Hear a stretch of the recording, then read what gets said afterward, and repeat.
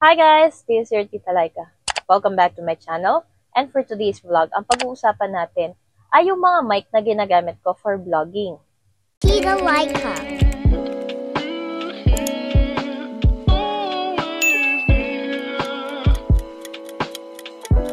So, kayo na ang magja-judge kung ano yung mas maganda ang quality. At ang gamit kong mic ngayon ay K9 lavalier mic, which is nasa around 500 plus siya. So, around 489 siya nung binili ko. And dalawa na siya na meron na siyang kasamang ganito. At good for iOS. And then, may kasama tong Type-C charger, which is hindi ko na mapapakita. Alam niyo naman pag may mga Type-C charger tayo, nagagamit na kung saan-saan. So, this mic is very useful to me. Ito yung madalas makikita nyo. Ginagamit ko for vlogging at napaka-handy kasi nito. Yun nga lang, itong isang part na to is nasira na. So, ito lang isang ginagamit ko. Which is, pag ito yung ginagamit ko, may pagkasabog yung boses ko. Ito maganda siyang gamitin, lalo na kung dalawa kayong magwa-vlog. Kung magpo-podcast ka, ayan, magandang gamitin to. This is Type-C charger. Next naman na ginagamit ko for vlogging is itong Mauno WM820 na kung saan it around 3,000 plus.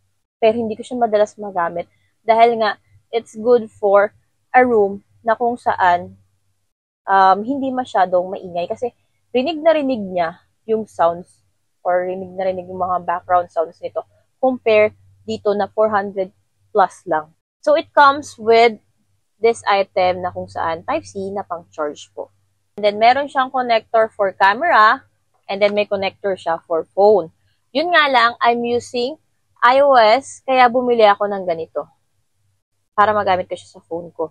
And then may kasama tong headset na kulay red pero nasira na eventually. Itong items na to is isang ilalagay mo connected to your phone at isang receiver. Ayan. So ito, dalawa yung ganito niya. Ayan. Dalawa yung ganyan niya. And then, meron din siyang lavalier na kung saan kung gusto mong gamitin to, mas maliit lang siya. Okay? Pwedeng ito yung gamitin mong mic. Napakita ko yung sound sa inyo kapag gamit ko yung mic na to. And by the way, this Mauno comes with lagayan niya. Kaya, syempre, meron naman na siyang lagayan kaya hindi ko na tinatabi yung mga box. Hindi kasi ako masinop sa mga boxes. So, on this mic, i-click mo lang to. I-click mo lang to para mag-on siya. Also, this one, i-click mo lang din siya para mag-open siya. At kapag open na siya, ganito po ang kulay ng kanyang ilaw. And, of course, ilalagay natin tong pang phone dito sa output. And then, dito naman po, kung gusto nyo mapakinggan via real time yung boses ninyo. Dahil wala tayong headset na ganun, hindi natin mapapakinggan. Kayo na lang po makakarinig niyan. Okay? So, on this item po, napapansin ninyo or maririnig ninyo yung quality na meron siya. So, on this product, pwede natin siyang i-clip. Ayan, sa ating mga damit. Ayan. So, on this product, hindi ko alam kung maririnig nyo ang aking exhaust fan. Sinadya ko talagang hindi siya patayin. Kapag kasi ako nag-vlog ako at gamit ko to, so pinapatay ko yung mga electric fan nang sa ganon, mas compact yung boses ko while using this. So, yun nga lang yung pinagkaiba niya, wala siyang noise cancellation. Or, okay naman yung quality ng voices, pero medyo marinig ka pa mga background. Lalo na kapag tumahol-tahol yung aso ko. Talaga naman, rinig na rinig nyo siya while I'm doing vlog. So, ito yung mga charger niya. And then, we will use the lavalier niya na maliit. Kung gusto nyo siyang gamitin, dito nyo siya ilalagay, guys. So, ngayon lang ako nakapag-view. Ayan. So, ayan siya, guys. Kung gusto nyo na, ito yung gagamitin ninyo for your vlogs.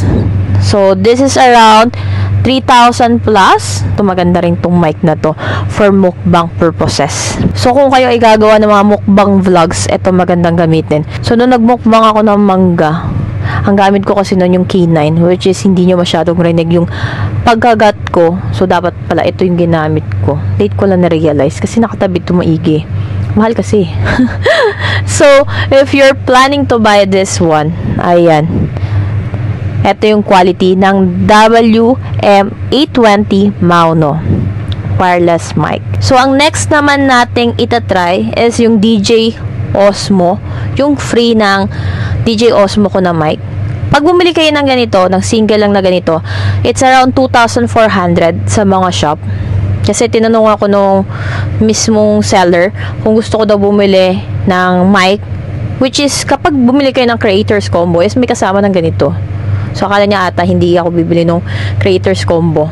Kaya inalok niya ako ng ganito. So, ang free nun sa creators combo is isang piraso lamang po. Ang DJ Osmo, may kasama siyang magnetic na kung saan pwede nating idikit sa ating damit.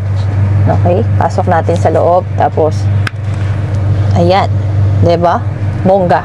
So, sa akin, hindi ko na siya inaalis dito. Siyempre, mamaya kung saan ko na naman siya maiwanan. And then, may kasama na siyang ganito. So, ito, if you're planning to use it for your phone, so, kailangan mong i-click muna yan dito, open, and then click mo to. Okay?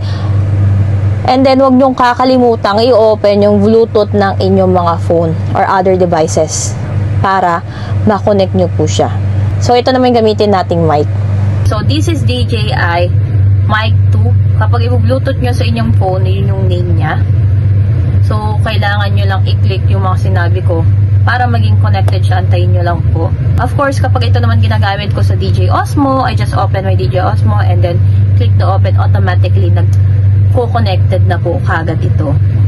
So, sa ating mga devices, para naman ma-connect natin siya, is yun yung gagamitin din yung process. So, nararanig nyo po ba dito sa ating mic yung aking exhaust fan? So, kapag ito naman gamit ko, pinapatay ko exhaust fan. So, kahit na nakapatay, may konting ingay pa rin siya. And, kapag ina-edit ko yung mga vlogs ko, kapag ginagamit ko to, is kiniklik ko sa CapCut yung reduce noise. So, napa-avail pa ako sa CapCut ng kanilang Pro. So, ayan ang iba't ibang mic na ginagamit ko for vlogging. I do hope it really helps you. Pero marami pa rin naman pong mga mic na maaring magamit natin na mura, affordable, kagaya din ng mga bagay na to. Pero syempre, the quality itself is nasa paggamit din naman natin kung tatagal din to at kung saang places ba natin to gagamitin. Ito, napakaganda nito, lalo na kapag nag-drive. So, ito yung ginagamit ko pang vlog. Nakikita niyo naman na compact yung voice ko dahil syempre, kulob na kulob yung sasakyan. So, kung ako talaga kasi tatanungin ninyo, very useful para sa akin yung K9 lavalier mic, which is ginagamit ko yun kahit sa pag-live ko on Popo Live. Dalas makikita nyo yun, lalo na kapag nandun ako sa isang lugar na sobrang ingay. So, para mas rinig na rinig yung voice ko, yun yung ginagamit kong mic. So, I do hope nag-enjoy kayo sa vlog na to at nakita ninyo ang quality ng mga mic na finlex ko. If you're planning to buy this, of course, syempre, kailangan natin din pakaingatan. Kahit gano'ng kapahal pa naman din yung mga mic na bibili ninyo, kung hindi natin iingatan din, masasayang lang din yung perang gagastusin ninyo.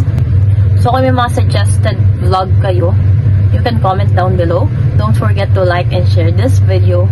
And thank you for watching. Don't forget to like and subscribe to my YouTube channel and my other social media account. Just search Tita Laika. Once again, thank you so much for watching and see you again on our next vlog. Bye! Thanks for watching. Share. Don't forget to like, comment, and subscribe. See you next vlog.